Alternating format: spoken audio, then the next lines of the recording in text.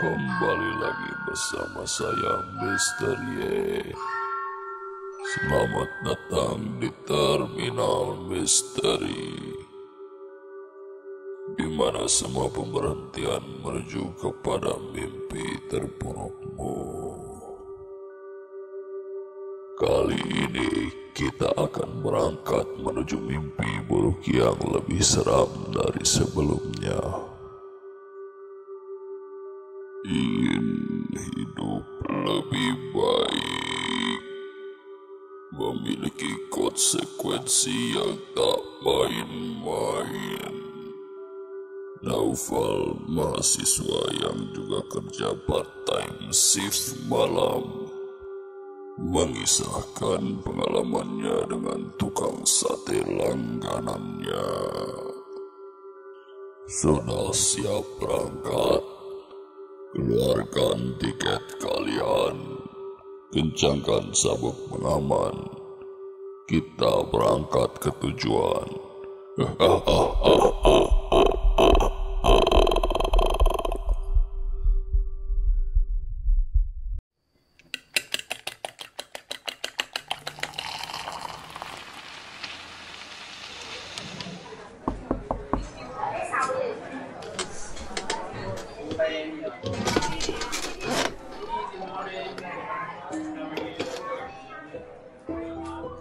Naufal adalah mahasiswa di salah satu perguruan tinggi di kota Bandung. Karena dia dari keluarga yang serba kekurangan, maka dia memaksakan diri untuk berkuliah dengan harapan bisa meningkatkan status kehidupan keluarganya. Untuk memenuhi biaya kuliahnya, dia bekerja di restoran makan cepat saji di shift malam agar tak mengganggu jam kuliahnya. Hari itu jam 9 malam, 1 jam menuju waktu kerjanya. Seperti biasa, Naufal menunggu di pinggir jalan, di bawah pohon besar dekat halte tak jauh dari kosan tempat tinggalnya. Lokasi biasa dia mengisi perut sebelum bekerja. Menunggu Mang Jajang, tukang sate langganannya. Suara kerincing yang khas sudah terdengar. Dari kejauhan, Mang Jajang terlihat mendorong gerobaknya. Belum sempat Mang Jajang sampai, Naufal sudah meneriakinya. Woi Mang Jajang, lapar nih, niat jualan kagak? Kata-katanya terdengar kasar, tapi memang dia sudah seakrab itu dengan Mang Jajang. Sabar, gue lempar juga nih arang ke mata lu. Picek-picek dah. Mang Jajang menimpalinya dengan bercanda. Porsi biasa, nggak pakai lama. Biar kerja malam ini semangat. Pondasi perut kokoh akibat asupan Mang Jajang. Siap bro. Sate selesai dipanggang. Naufal pun makan dengan lahap. Tak perlu waktu lama, sate dan lontong disikat habis. Ya, memang sate Mang Jajang seenak itu. Tiba-tiba alarm di HP Naufal berbunyi. Jam 10 malam kurang 20 menit. Waktunya untuk berjalan ke tempat kerja.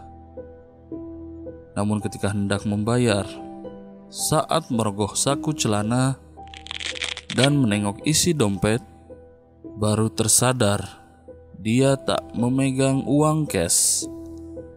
Malu juga sebenarnya. Dia pun izin bayar nanti, berhutang ke Mang Jajang. Salah lu Val, makan gratis ya. Udah kali ini aja ya, besok gue tagih. Gue kejar lu sampai manapun. Waduh, iya Mang Jajang, maaf. Makanya nanti bisa bayar gesek atau aplikasi. Karena diburu waktu, Naufal pun segera meninggalkan Mang Jajang. Ia sempat melihat Mang Jajang tertawa sambil mendorong gerobak satenya. Naufal pun ikut tertawa. sambil berlari meninggalkannya. Malam berlalu. Seperti biasa, kerja shift malam membosankan.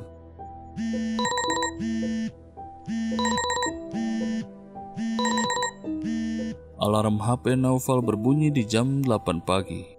Waktunya dia berangkat ke kampus untuk menimba ilmu. Walaupun melelahkan, beginilah hidup, harus dijalani dengan perjuangan. Selesai bersih-bersih, dia pun berjalan menuju halte untuk berangkat ke kampus. Di tengah perjalanannya, tak jauh dari kosan, dia melihat sekumpulan orang berkerumun. Hal itu membuatnya penasaran. Naufal segera mendekati kerumunan. Setelah berjibaku memaksa masuk ke dalam kerumunan, dia melihat plastik dengan isi belanjaannya yang berserakan. Di dekatnya ada tubuh yang terbelah. Kaki terlepas dari badannya, terbujur kaku dan ditutupi kertas koran. Katanya ada kejadian tabrak lari dan korban langsung tewas di tempat. Dari kerumunan itu, dia mendengar samar-samar celetukan. Aduh, Mang Jajang, sedih banget. Mang Jajang? Apa dia nggak salah dengar? Dia melihat dan mengamati. Benar, itu Mang Jajang. Dia kenal dengan pakaiannya. Masih memakai pakaian semalam. Pakaian yang dikenakannya saat berjumpa. Dan ternyata itu adalah perjumpaan yang terakhir. Bagai tersambar petir. Mendengar hal itu, kaki gemetar, jantung berdegup kencang, mata pun berair seketika. Tak menyangka, semalam masih bercanda, hari ini beliau sudah tak ada. Naufal menjauh dari kerumunan. Dengan pikiran yang kalut, jalan ke kampus pun seperti melayang. Yang dirasakan di kelas adalah kelam. Dan seharian dia hanya bisa habiskan dengan kebingungan, sedih, dan hancur. Pukul 9:15 malam. Naufal masih di kosan berlarut dalam kesedihan. Tukang sate langganan yang ia anggap sebagai keluarga telah tiada. Tapi bagaimana? Hidup harus tetap berjalan. Setelah menarik nafas dalam, maka dia pun menguatkan diri untuk pergi bekerja. Kali ini dia tak sempat mandi dan bersih-bersih. Karena ini sudah agak molor, takutnya dia terlambat masuk bekerja. Perjalanan terasa lebih lama dari biasanya. Naufal berjalan sambil memainkan kunci kosan, melempar-lemparkannya dengan satu tangan untuk mengalihkan pikiran. Sebenarnya ada perasaan yang mengganggu, karena pagi tadi dia melihat kondisi mayat Mang Jajang yang naas. Darahnya menembus koran yang menutupinya. Dan yang terus terngiang di pikiran, dia sempat melihat kaki Mang Jajang yang luput tertutup koran. Jari kakinya hancur, beberapa terlihat putus, sepertinya hilang, karena tidak nampak ada jari-jari putus di sekitar jenazah.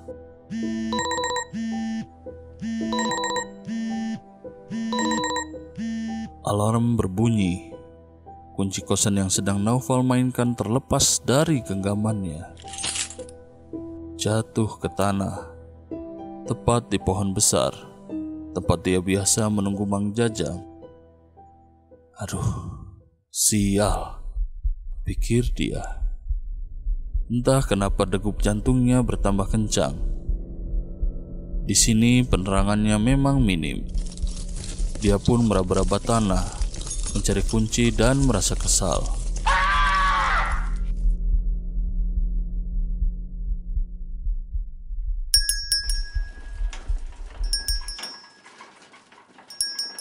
Naufal heran, tiba-tiba mendengar suara kerincingan gerobak Mang Jajang. Mana mungkin, ini pasti tukang sate yang lain. Tapi suara kerincing Mang Jajang khas, tak mungkin dipakai tukang sate lain. Lalu dia mempercepat pencarian kunci. Dengan hati yang gusar, keringat dingin menetes, dan akhirnya kunci pun ketemu. Namun keadaan masih mencekam.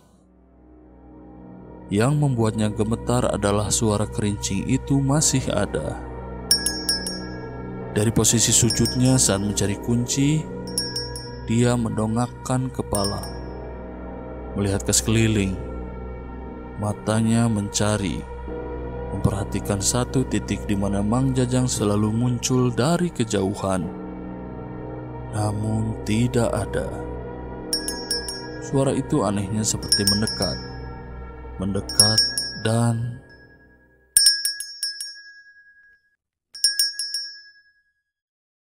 tiba-tiba hening. Tak ada suara apa-apa. Sunyi. Benar-benar yang dia dengar hanya degup jantung. Hidungnya tiba-tiba terganggu. Tiba-tiba ada aroma yang menyengat dan mengusik. Aroma yang membuatnya tak nyaman. Arang bercampur bau amis darah. Dari mana ini datangnya? Keheningan terpecah. Sangat jelas di telinga kirinya. Seperti ada suara terengah-engah. Seperti seorang yang kesulitan bernafas. Dia kaget. Refleks Naufal melihat ke arah datangnya suara. Dan benar, wajah rusak dengan tengkorak yang pecah. Bara api dari arang yang tertancap di beberapa ruas wajahnya, menyeringai, berbisik kepadanya.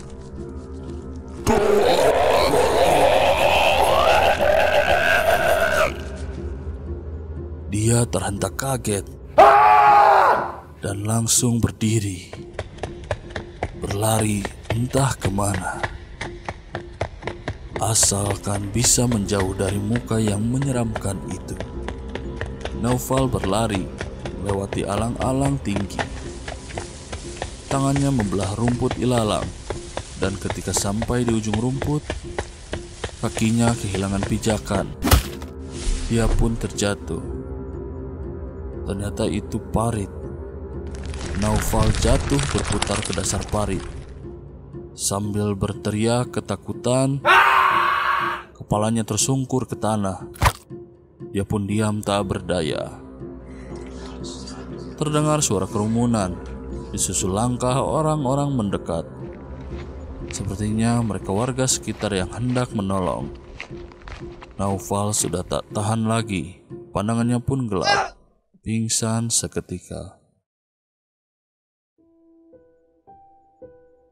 Entah berapa lama, Naufal akhirnya siuman di klinik. Sepertinya luka-luka Naufal ringan. Beberapa perban menempel di kepala dan tangannya. Melihat dia yang sudah tersadar, seorang polisi mendekat. Lalu bercerita, semalam dia seperti ketakutan dan lari dari sesuatu. Sebelum akhirnya terjatuh ke dasar parit. Beruntungnya, ada warga yang sedang menongkrong di sekitar parit dan menolongnya. Lalu membawa dia ke klinik ini.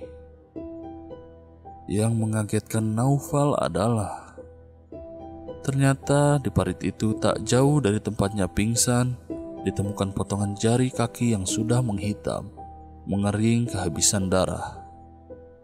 Dan yang lebih mengagetkan lagi setelah diselidiki petugas, ternyata potongan jari itu milik Mang Jajang. Korban tabrak lari dan seorang tukang sate langganannya. Naufal termenung. Mungkin Mang Jajang meminta tolong untuk menyempurnakan tubuhnya, atau seperti yang dia katakan pada malam itu.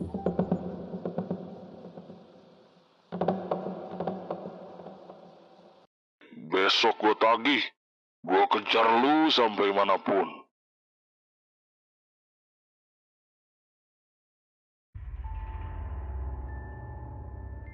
Bagaimana? Adakah di antara kalian yang memiliki janji dan mengabaikannya? Ingat, janji adalah hutang. Menundanya akan menyebabkan konsekuensi yang berat. Seperti Naufal, dia tak menyangka akan ditagih di kemudian hari dengan wujud yang tak biasa.